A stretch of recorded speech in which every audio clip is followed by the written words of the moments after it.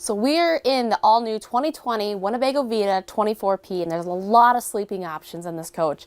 First off, you have the overhead bed, which makes a good sleeping arrangement. All you do is pull it forward, put it in place, and then you do have a ladder as well that you just hook up to it.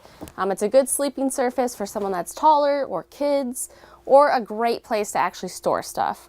The second sleeping space that we actually have would be the dinette area. And this is very easy to actually make into a bed.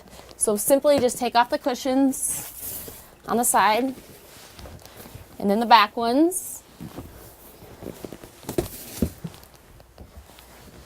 And they're just snapped on. So you take those off and just set them to the side. And then I always take these cushions and I flip them up just so you can use them for the base of the bed.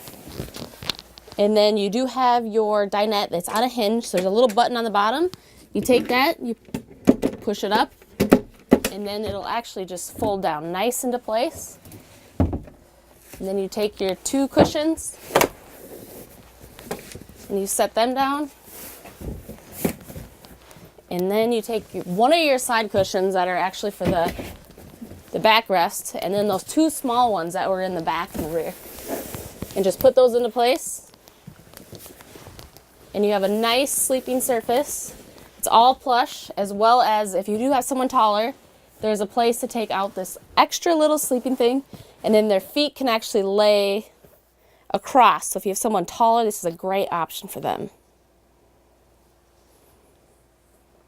And then the third sleeping space we actually have would be the bed in the back.